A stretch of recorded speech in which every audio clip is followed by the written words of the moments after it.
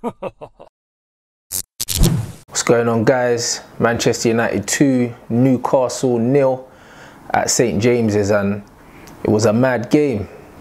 Counter-attacking game, workman-like performance in the end. The man set up with 2 banks of 4, super stubborn, and it was as hard as I said it was going to be fair. I know a lot of the guys on Twitter were like, yeah, we're going to beat them 4-0. Some people were saying 6, but I know it's always a difficult place to go. I was just happy with the win. And that's 4 wins in a row now for Solskjaer.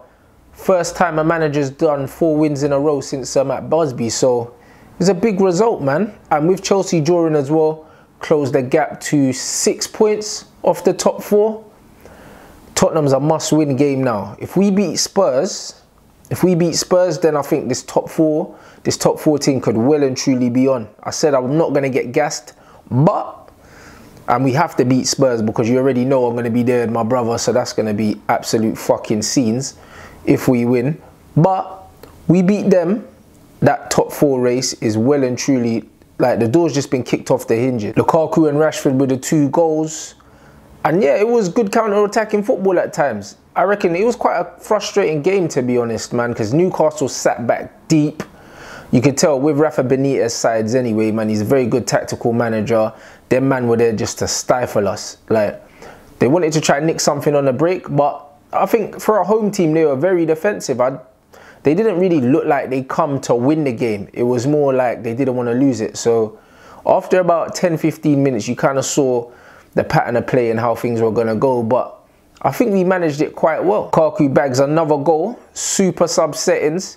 Everyone knows how I feel about man, and his overall gameplay is still fucking terrible. First touch, bruv, man's got the touch of a serial killer. I said it on Twitter. The guy he's atrocious, but one thing he does do is in and around the box, his movement is good. It's very good, man, and he reacted well to Rashford's free kick, and rumour has it he was trying to control the ball, but it ended up in the back of the net, fam, and it's exactly what we needed. Other than that, I think when we are breaking a lot of the time, he slows the counter a bit because he needs about 2 or 3 touches to set himself. The layoff isn't quite there, but for what he does in and around the box, man, you can't really argue with his numbers. Like, you watch him and you see he's a very limited player, but on paper, the paper tells you that he's a world-class striker, which is why I'm not a massive fan of stats most of the time.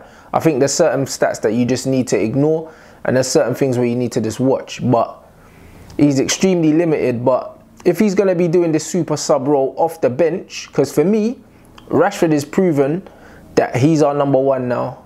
Oli loves the guy. So if Lukaku's going to be our super sub instead of Fellaini, I'm all over it, because I'm not really trying to see the tree back in that lineup, fam. Another goal, and it's 5 goals and 5 assists in his last 9 games. And it was a composed finish as well. Like, he banged the free kick for the first goal that got parried and Lukaku tapped it in.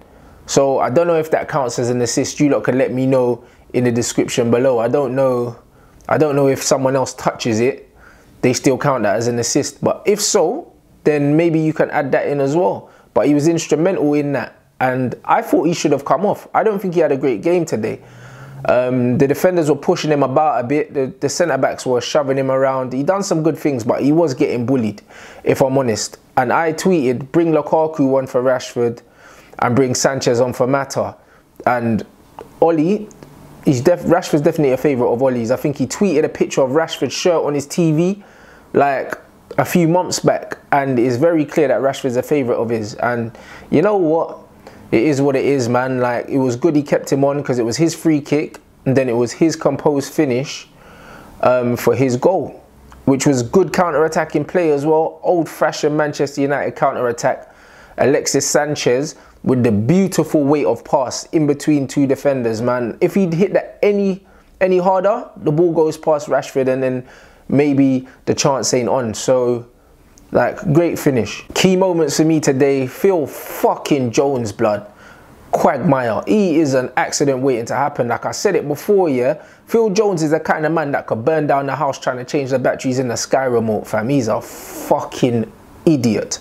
Like, just seeing him on the pitch upsets me, bruv. And there was a chance in the first half where he was the architect of his own fucking problems. Like, he's managed to fuck it up to a point where he's running towards his own goal, and then he's had to make a last-ditch challenge. And I see loads of people on Twitter saying, oh, great challenge, great recovery from Phil Jones. But man should have never been in that situation in the first place. And that is why I want that guy as far away from the club as possible. I think we do need a centre-half, and he needs to be the one to make way, man, because that guy is tragic. And your Matic, first 8 minutes, I counted, he gave the ball away 4 times under no pressure. No man on him, and he's passed the ball to the opposition team. I think against the smaller teams, we can get away with Nemanja Matic dithering on the ball and slowing down the transition. But against the bigger teams, I think he'll get caught in possession a lot more. And when he does, we'll get punished, innit? So as much as people were saying that Ollie's improved him, I don't think so. I just think that he's been told that he has to play a bit more direct. But you can see he doesn't trust his footballing ability. Just like Lukaku that likes to take 3 or 4 touches to steady himself. Matic is very much like that as well, man. Like, he don't trust himself. He'll rather go backwards or sideways if he can.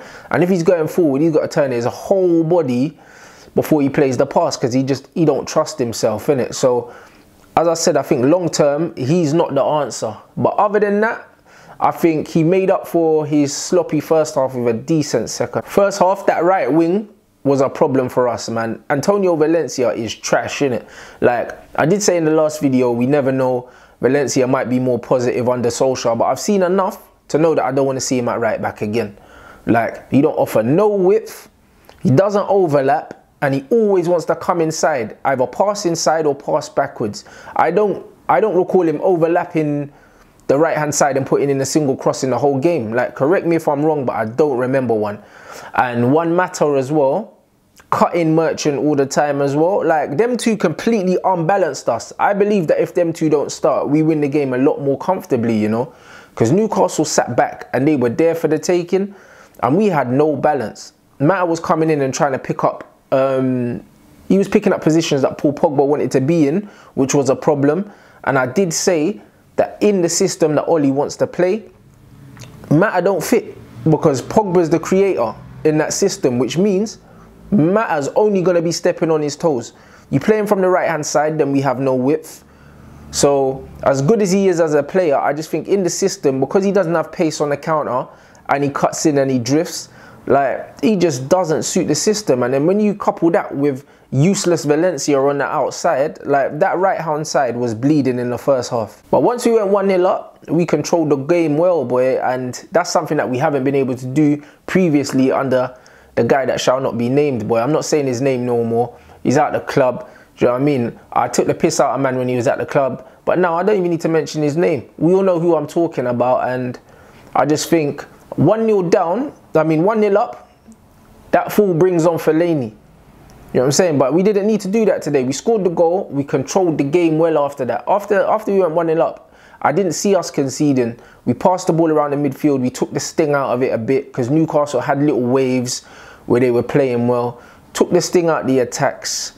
And yeah, no Fellaini on the bench, because he would have definitely come on. He would have definitely come on under the other guy, man. And even when we went 2-0 up, made attacking changes.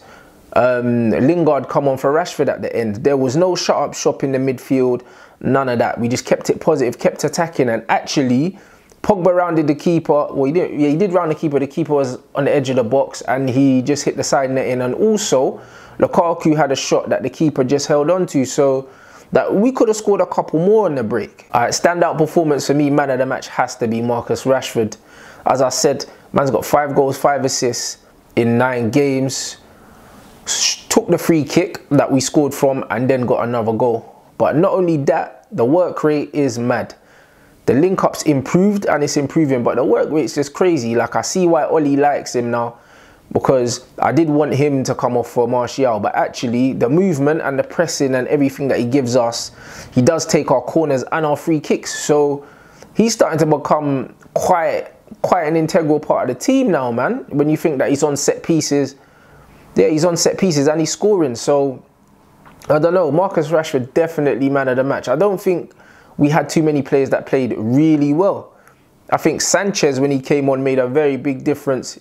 His dynamism up front, his movement, And yo, his passing, like, he played the pass for Rashford, but then he was playing little cute balls and setting up the counter-attack. So all in all, like, I think he done his thing, man. Like, I was happy with Alexis's cameo, but man of the match, definitely Marcus. So yeah, let me know in the comment section, what do you think? Who was your man of the match? What were your key moments in the match?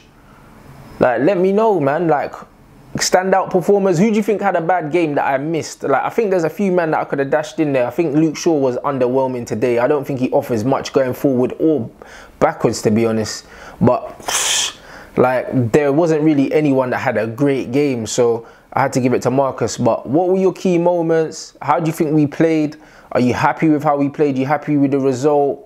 Are you happy with the 11? How do you think Ollie's getting on, and how are you feeling about the next match?